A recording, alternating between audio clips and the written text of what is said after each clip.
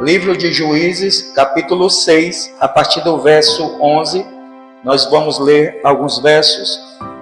Glória a Deus. Meus queridos e amados irmãos, nesta noite, Deus vai falar ao nosso coração. Mas pastor, por que o Senhor vai falar ao nosso coração? Porque assim como você, eu também necessito de uma palavra. Assim como você também atravesso desertos, caminho em vales e me deparo muitas vezes diante de montes. Às vezes enfrento também gigantes, assim como você. E aqui não é diferente. Para nós entendermos a história a qual eu narrei nesta noite, através desta leitura, eu quero que você entenda que esse livro de Juízes, ele está contido histórias da caminhada de Israel. E não é diferente da minha caminhada e da sua caminhada. Pois o livro de Juízes, se você for estudá-lo, se você for ler o livro de Juízes, você vai se deparar com um povo que enquanto serviam ao Senhor, enquanto faziam o que era reto diante de Deus, enquanto obedeciam a palavra do Senhor, os mandamentos do Senhor, as ordenanças do Senhor, a nação de Israel tinha paz. Havia paz entre os moradores que moravam à sua retaguarda, na frente, atrás, à direita, na esquerda. Viviam anos e anos de paz. Mas quando morria o juiz, o líder, a pessoa que estava à frente da obra, vinha um para governar, para julgar, para tomar a frente daquela nação. E quando isso acontecia, e esse juiz, essa pessoa, era uma pessoa que não temia a Deus, ele cometia o adultério espiritual. Ele passava a praticar e a fazer e trazer para dentro da nação de Israel os costumes, as práticas das nações inimigas. Deus nos chamou, assim como a nação de Israel, para que nós, eu e você, influenciássemos o mundo exterior, o mundo que está lá fora, no trabalho, os nossos amigos, na nossa rua, os nossos vizinhos, para que nós viéssemos influenciar, causar sede, desejo, vontade de eles estarem aqui, porque ao ver a cada um dos irmãos, viessem sentir desejo de ser igual a nós, de conhecer este Jesus, de aceitá-lo e servi-lo assim como nós. Mas acontecia o contrário. Se a vontade de Deus era que a nação influenciasse as nações inimigas, isso não acontecia, pois a pessoa que estava à frente passava a se corromper. E aí as práticas, os costumes pagãos entravam dentro da nação de Israel. E o Deus Criador dos céus e da terra era deixado de lado. E quando eles viravam as costas para Deus, algo acontecia. O Senhor enviava ou permitia que os inimigos se levantassem contra as suas vidas. E quando os inimigos se levantavam contra a vida daquela população, da nação de Israel, o povo era escravizado. O povo tinha que pagar tributos, tinha ali que se submeter ao rei das nações inimigas. E quando o fardo se tornava pesado, então o povo se lamentava e voltava a clamar a Deus. Se lembrava de Deus. Porventura, não é isso que acontece em nossas vidas? Quando nós nos encontramos no fundo do poço, numa situação crítica, desesperadora, nós, porventura, não buscamos ao Senhor em oração pela madrugada, não buscamos o Senhor com toda a força e vontade para que Deus venha ouvir o nosso clamor, a nossa súplica, e assim trazer a resposta às nossas orações, para que aquela tribulação, aquela prova venha passar de maneira rápida, para que a minha dor venha cessar o mais depressa possível. Mas o problema é que quando a dor vai embora, quando você não sente mais a dor, quando você não lembra mais da dor, você também acaba esquecendo do Senhor. E aquela promessa, aquele voto, aquela posição que você fez quando foi orar a Deus, dizendo para Deus, se Deus tomasse a frente, se Deus resolvesse, se Deus agisse, se Deus fizesse, eu estaria na igreja todos os dias, eu iria para a oração, todos os dias eu oraria pelo menos 2 vezes ao dia, ao amanhecer do dia e no deitar da noite. Estaria buscando ao Senhor. Quem sabe você, no momento de sofrimento, talvez disse ao Senhor, Senhor, se tu mudar meu cativeiro, a minha luta, a minha angústia, meu sofrimento, eu irei evangelizar, eu irei ganhar almas para o teu reino, irei fazer a tua vontade. Mas não é isso que acontece. Quando a dor vai embora, nós esquecemos. Quando a dor passa, nós buscamos os nossos deleites. Nós buscamos uma vida melhor. Nós passamos a olhar o mundo e cobiçar aquilo que está além dessas portas. Passamos a cobiçar o pecado. E a concupiscência, aos poucos, vai nos afastando de Deus. A palavra de Deus vai nos dizer, e aqui para introduzir esta mensagem, que a nação de Israel, ela viveu 40 anos de paz. Depois que Débora, ela entra numa batalha contra o rei de Canaã, quando ela vence, Israel goza de paz, de alegria. Israel está passando agora, vivendo 40 anos, sem preocupação com o inimigo, sem preocupação com nada à sua retaguarda. Durante 40 anos, eles estavam vivendo em paz.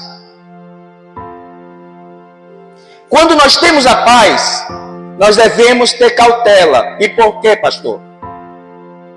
Porque quando nós estamos em paz, o inimigo, ele se ira conosco. O inimigo, ele olha para nós, e isso mexe ali no íntimo do nosso adversário. Você quer fazer uma pessoa ficar com raiva de você? É quando ela estiver discutindo com você, você só dê um sorriso. Você permaneça calado. Aquilo que a pessoa está dizendo, falando, vai fazer com que ela tenha uma ira tão grande, um ódio tão grande de você, que você não tem noção. Isso porque você está simplesmente calado. Mas quando você rebate ali e passa de bate-boca, ele diz uma coisa e ela diz outra, o que vai acontecer? Ali os dois perdem o direito e a razão, e o inimigo que causou a discórdia, ele aplaude. Mas se você for inteligente, você vai aprender e entender que quando o inimigo usar alguém, seja dentro de casa, seja fora de casa, e você se mantiver em silêncio. Quando dois não querem, dois não brigam. A pessoa vai estar com muita raiva, vai chutar a porta, vai bater na mesa, vai ali entrar com raiva, vai sair irado. Mas tudo isso, o teu silêncio vai fazer com que ele fique zangado. 40 anos o povo estava na paz. Não tinha perturbação, estava tranquilo. Mas no momento de paz, o que nós devíamos fazer? Jesus diz, em tudo vos dei o exemplo. Mas nós praticamos os exemplos que Jesus nos dá e ensina? Não. E por que não, pastor? Porque quando Jesus enfrentava um problema, quando ele expulsava um demônio, quando ele ressuscitava um morto, quando ele fazia maravilhas, prodígios e sinais, ele se escondia. Ele passava a orar, porque ele sabia que o inimigo iria se levantar com mais raiva. Então ele não deixava brecha. Mas quando nós vencemos uma batalha, nós não fazemos caso, nós não damos importância. E aí você mexeu com o inimigo e o inimigo está irado. E agora, em vez de você estar preparado, o que você vai fazer? Você vai se corromper. E aqui foi exatamente o que aconteceu. E o que foi que aconteceu? O que aconteceu foi que, passados os 40 anos, a nação de Israel fez algo impensável. E o que foi que ele fez? No capítulo 6, que é a base que nós estaremos trazendo a mensagem, vai dizer que a nação de Israel fizeram o que parecia mal aos olhos do Senhor. A nação de Israel estava vivendo em paz, em alegria. A nação de Israel estava vivendo um momento em que eu e você desejaríamos, queríamos. Não existe nada melhor no mundo do que a paz. Chegar no quarto, deitar na cama, colocar a cabeça no travesseiro e dormir o sono. Sem preocupação, sem angústia, sem sofrimento.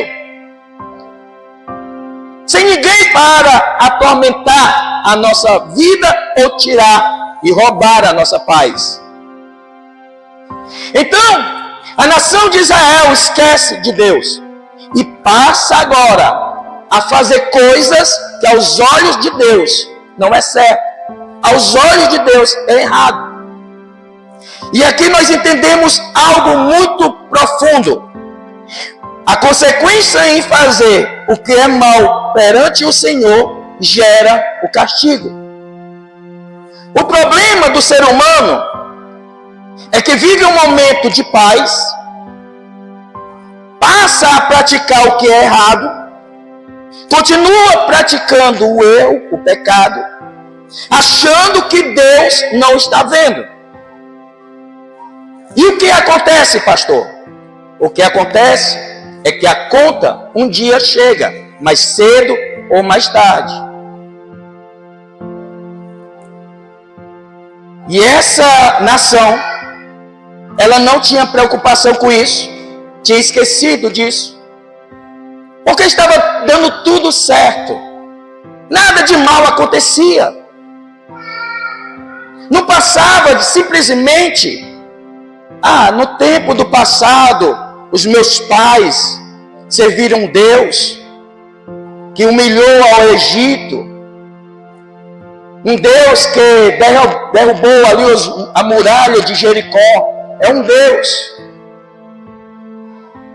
Mas eles passaram a fazer algo mal aos olhos de Deus. Então, quando você faz algo errado diante de Deus, vai acontecer algo, mais cedo ou mais tarde. E o que acontece? O seu inimigo vai te vencer. Talvez agora você não perceba a enrascada que você se meteu, ou está se metendo. É semelhante a alguém que está sendo laçado e não está percebendo. No Salmo 91 vai dizer, aquele que habita no esconderijo do Altíssimo, ele está protegido de uma coisa chamada laço do passarinheiro. E o que é o laço do passarinheiro? É um laço que fica próximo ao ninho, cercando ao ninho. A ave vem, pousa, sai, vem, volta, e ela se acostuma com aquilo. Ela vê a corda, vê as amarras, vê tudo ali. Mas, como está um pouco longe, não se importa, não se incomoda. Só que quando você menos esperar, o teu inimigo vai pegar na ponta do laço e vai puxar. Você vai querer voar, você vai querer sair, você vai pular para não ser pego. Só que vai ser tarde demais. O laço te laçou. O teu inimigo, ele anda em derredor, bramando como um leão, buscando a quem possa tragar. E você não percebe. Mas um dia, infelizmente, as pessoas se deparam com uma realidade muito triste. Então, quem eram os inimigos de Israel? Os inimigos de Israel eram seus irmãos, filhos, descendentes de Abraão, filhos da segunda esposa de Abraão, Quetura, o quarto filho. E este homem, esses descendentes, os midianitas, eles tinham tanta raiva de Israel que decidiram ali oprimir a Israel. E eles foram permitidos tirar a paz de Israel. Agora imagina, quando nós fazemos algo que não agrada ao Senhor, o Senhor vai usar pessoas de longe, mas também vai usar pessoas de perto, da tua casa. Vai usar pessoas estranhas, que você não conhece, mas também vai usar pessoas conhecidas para te afrontar.